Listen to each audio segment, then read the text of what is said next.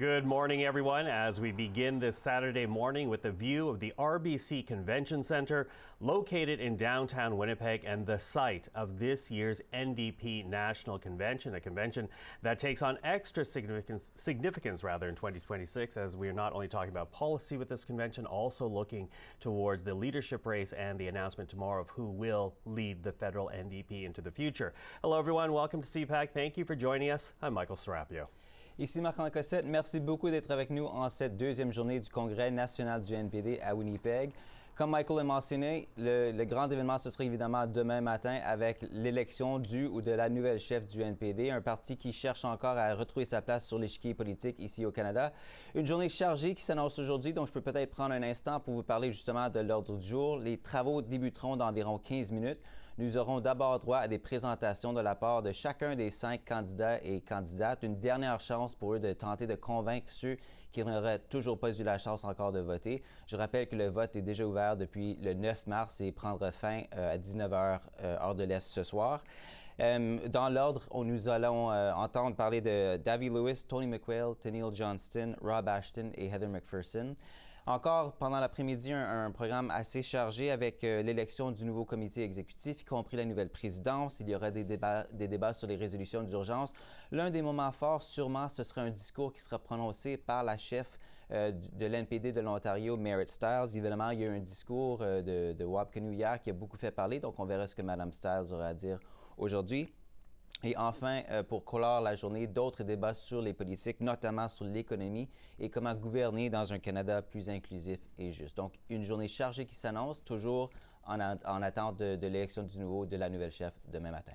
Absolutely. As you say, a very big day, but it will begin with the showcases, the last-minute pitch, as you suggested, for the 5 people hoping to run the NDP, to be the next leader of the NDP, and to help walk us through this showcase that you're going to see over the next couple of hours here on CPAC. Happy to have on the program again with us in studio Matthew Dubé, former NDP Quebec MP, nowadays with Proof Strategies, and in Winnipeg at the Convention Centre, former Deputy Chief of Staff to Jagmeet Singh, these days Vice President with Texture Communication. Excuse me, that's my bad.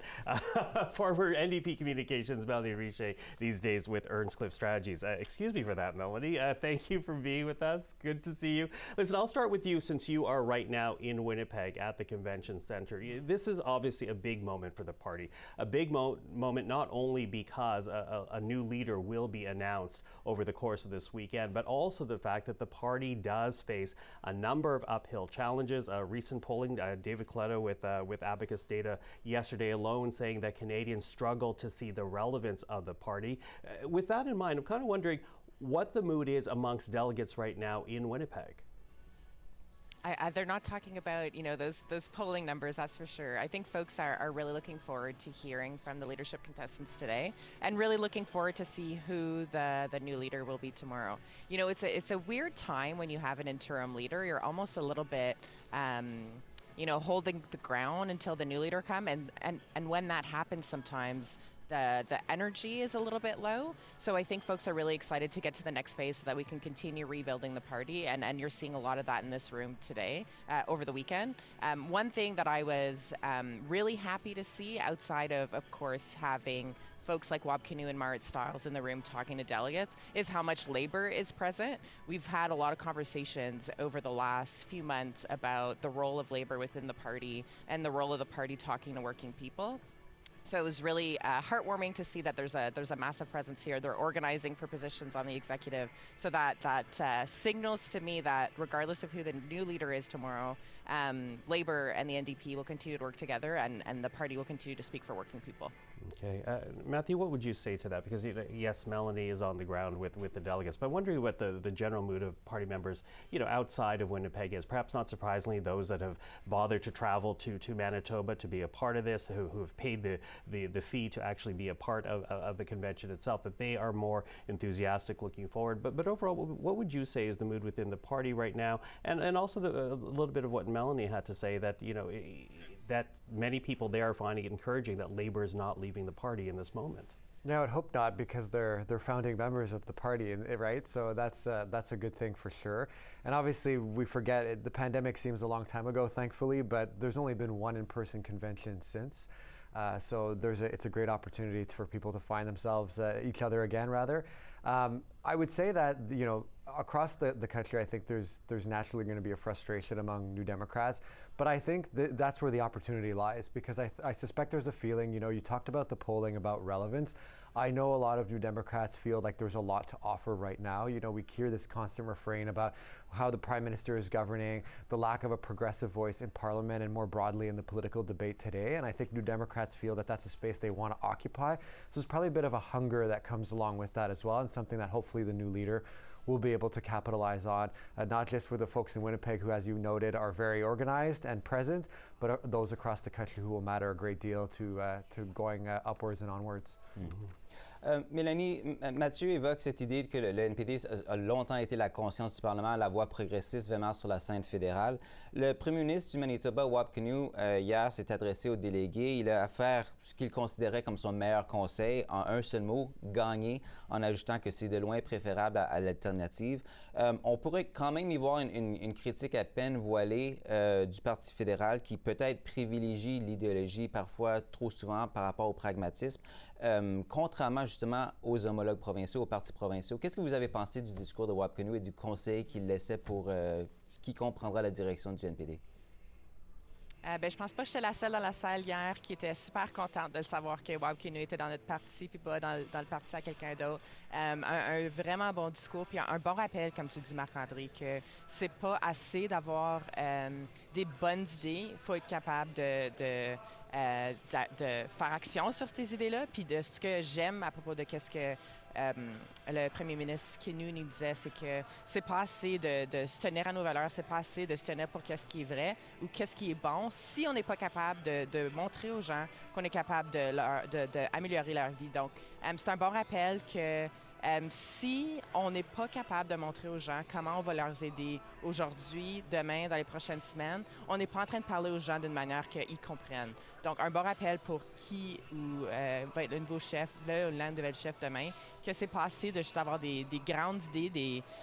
On entend souvent le mot « bold », des grandes idées ici à Winnipeg, mais d'être capable de montrer aux gens comment on va améliorer leur vie, de tous les jours pour être capable d'aller chercher les gens qui n'ont pas une carte pour le NPD.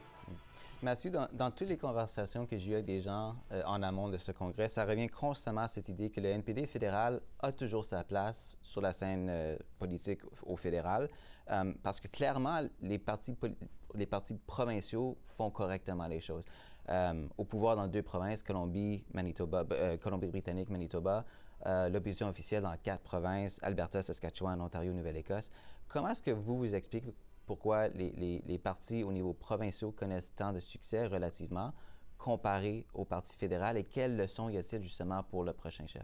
Mais je pense que le succès, c'est le fait de conjuguer le pragmatisme avec les valeurs. Et je pense que c'est l'aspect qu'il ne faut pas oublier. Si on regarde M. Kinew, par exemple, le discours qu'il a fait hier, oui, il a parlé du besoin de gagner. On voit dans sa façon de gouverner qu'il y a beaucoup de mesures pragmatiques.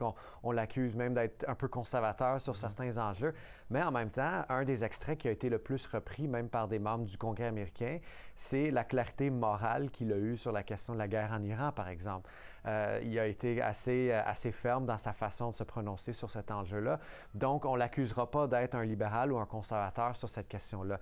Et je pense que ce qu'ont réussi à faire les partis provinciaux du NPD, notamment au Manitoba et en Colombie-Britannique dernièrement, c'est de conjuguer ces deux réalités-là. Et je pense que c'est ce qui manque parfois au NPD, au fédéral, ou tout de moins comment on communique cet équilibre-là qu'il faut retrouver.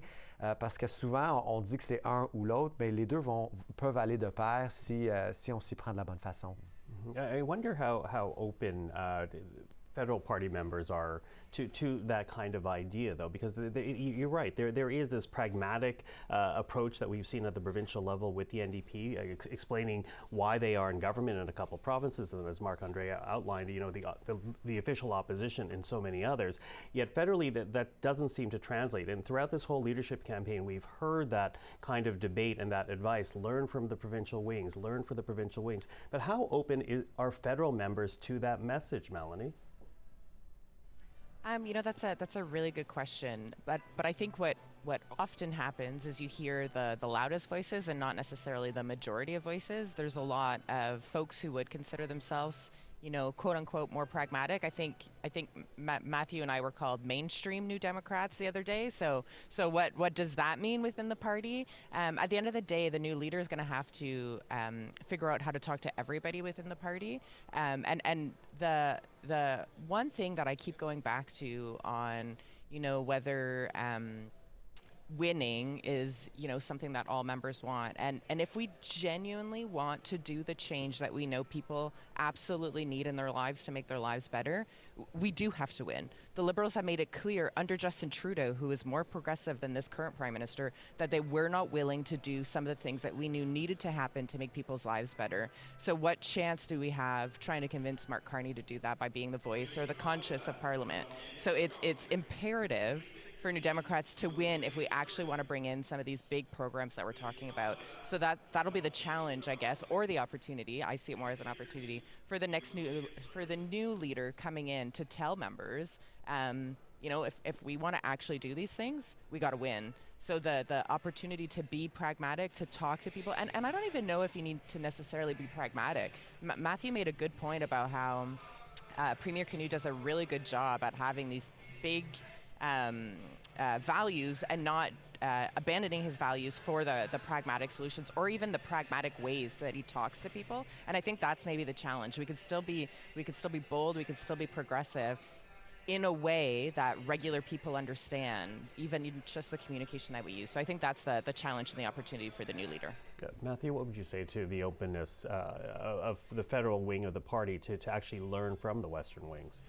I think the big challenge is that for the federal party is that Canada's a big place, right? And I think one advantage the provincial parties have is that they're governing in a bit more of a silo. They're managing issues more in a silo, whereas that you're not dealing with the reality of pitting downtown Toronto against rural Alberta, right? Like, not to be, too on to the point about it. Mm-hmm. And so I think that's sometimes a challenge, and I think it creates a natural instinct for the leader and even for the members of caucus to want to retreat to what's easiest for them. And I think that's going to be a big challenge for the new leader. Let's say if we take the two front runners, for Avi Lewis, maybe retreating to that more urban support, and I dare say even for Heather to maybe retreat more to what she knows, having been successful in Alberta. And I think it's doing away with that a little bit. And I think if you look at when the NDP had success federally over the last 15 years, it was when we did exactly that and got outside of the comfort zone. People give us a hard time about how we fumbled the ball at the 10-yard line in 2015, but the reality is we grew in places like Vancouver Island. You think of Saskatchewan, where we won seats and things like that, despite more difficult time in other places. And it was precisely because there was a willingness at that time of saying, if we want to win, we have to be comfortable answering questions, certainly as I did as a candidate, about issues where there's not always an easy solution. And that takes courage, not just for the leader, but also for the candidates and the members of caucus. We're talking about a lot about the leader this weekend, rightfully so, but I think there's an onus on people who run to understand that Canada is a big place, and if you're running in federal politics, you need to reconcile what's happening in community with what's happening nationally. Well, and I'll jump in very quickly. It's also almost the party being very clear about what is the policy on something like pipelines, oil, and natural development, because that has been in recent history a real dividing line between pragmatism that we're seeing out west vis-a-vis trying to get power versus those who ideologically want to hold on to environmental principles. So I think that is something to be seen from the party writ large. Mm-hmm. Mélanie, aussi, il faut dire, on a assisté à une course à la direction où le français était, il faut le dire, très peu présent. Quel signal est-ce que le NPD envoie aux Québécois et aux francophones hors Québec avec justement l'absence du français dans cette course à la direction? Est-ce qu'on peut vraiment considérer le NPD comme un parti vraiment sérieux si la grande majorité des candidats qui se présentent ne sont pas en mesure de vraiment s'articuler, d'échanger avec une si grande portion des Canadiens? C'est certainement un défi. Ça n'a pas été un beau message, je pense, pendant la course, surtout avec ceux dans la course à la chefferie qui ça fait longtemps qu'ils voulaient se présenter en tant que chef. Le fait que le français n'était pas un peu mieux par le temps que la course a commencé, c'est dommage, c'est vraiment dommage. Je pense pas que ça a envoyé un beau message, pas pas juste au Québec, mais aux francophones à travers du pays. Ça étant dit, je pense que qu'est-ce qui est plus important, c'est d'aller chercher les gens puis d'être capable de faire connexion avec eux, puis de comprendre leur réalité, puis de leur faire savoir qu'on comprend leur réalité. Puis, entre-temps, de vraiment s'assurer de pratiquer notre français, puis que le ou la nouvelle chef soit capable d'aller chercher les gens, pas juste en faire connexion avec eux autres, mais d'être capable de parler en français. Parce que tu as raison, pour être sérieux, pour être un parti qui peut devenir le gouvernement au fédéral, il faut être capable d'aller communiquer en anglais puis en français. Mathieu, évidemment, le travail de rebâtir le parti, ça va être du travail de longue haleine. Le parti va devoir quand même concentrer ses efforts. Selon vous, quel groupe doit-il viser? Quelle région du pays? Par où ça doit passer, cette reconstruction? C'est une bonne question. Je pense qu'il faut tout d'abord cibler des circonscriptions précises. Je pense qu'il y en aura un peu partout. On pense à la Colombie-Britannique notamment, où je pense qu'il y a des endroits où on a perdu, mais on n'avait pas d'affaires à perdre. Puis il y a des anciens députés ou des candidats qui sont intéressants, qui sont toujours dans le décor du parti, si je peux dire ça comme ça. Parce qu'effectivement, je pense que pour avoir une voix crédible, il va falloir avoir le statut de parti reconnu à la Chambre des communes. Et donc, je pense qu'on peut accepter qu'il faudra se rendre à 12 pour commencer. Puis voir ce qu'il y en est pour la suite. Ça va être un très long parcours, là, il ne faut pas se cacher. Et je l'ai dit à maintes reprises pendant la course, mais notamment lors du dernier débat, j'étais très heureux de constater que la majorité des candidats qui se présentent à la chefferie ont accepté que c'est la priorité numéro 1, c'est la reconstruction du parti. On revient, je sais que c'est une comparaison boiteuse, les gens n'aiment pas ça, entendre ça à cause qu'on sait comment ça s'est terminé de façon positive en 2011, mais avec Jack Layton, justement, ça a pris plusieurs élections. Donc, je pense qu'il faut accepter cette réalité-là et cibler des circonscriptions précises, mais aussi le recrutement de candidats de marque. Et j'espère que certains de ces candidats-là se retrouveront parmi les candidats qui ne seront pas élus à la chefferie. Je pense que c'est quelque chose qu'il faudra considérer aussi dans les prochains jours, semaines et mois. Listen, I'm going to take a little bit of a break from our conversation right now. I want to note for people at home that you'll see at the bottom of your screen an insert box, and that shows us the main stage as we're now waiting for the first showcase of leadership hopefuls to begin. It will be Avi Lewis who will take to that stage very quickly. And while I have a moment here, because Avi Lewis is not yet there, and Melanie, because you know I love you, and I tripped on it off top, so I'm going to apologize. I'm going to really get it correct right now. Melanie Richer, former communications director for the NDP and Jagmeet Singh, nowadays principal with the Earnscliffe Strategies. Very quickly, as we wait for waiting for, here I am tripping up again, waiting for Avi Lewis to take to that stage. I want to know what you guys are watching out for. One of the perceived frontrunners in this leadership campaign. Mel, what are you watching out for right now in this showcase? So what I'm taking a look for is not just what we're saying to members, is what we're going to say to Canadians afterwards. You know, tomorrow will be the leader's first opportunity to have a broader audience. So you've won the membership has said they're with you, and now your next step is you got to go talk to Canadians and you got to figure out how it is that you're going to bring them in, not necessarily to the party, but bring them into our universe of what's possible. So what I'm looking forward is how do those policies that you're talking to members about today translates into how you're going to talk to Canadians later. You know, I've heard a few folks do interviews this week from the leadership contestants, and they're still very focused on some of the things that will work with certain parts of the party's membership. So what I'm looking is how are you talking to all members, because not only are you going to represent the members that voted for you as of tomorrow, you're representing all members. So how are you bringing people back in, or how are you bringing everybody into the fold and showing that you're fighting for all of them? And then again, that next step of how are you talking to Canadians, what are you saying, and what's your plan to, as Matthew has said, rebuild the party? Not necessarily going to do it in the first election, but how are you going to show people that there's a path to government eventually, and that work starts, I think, today, but definitely tomorrow. Okay, Mel, thank you for that. Matthew, you're going to have to offer your point afterwards, but as you can see, Avi Lewis looks like he's now walking to the stage, or at least the MCs of today's show are. Let's go now to Winnipeg, live to the NDP National Convention at the RBC Convention Centre in Manitoba.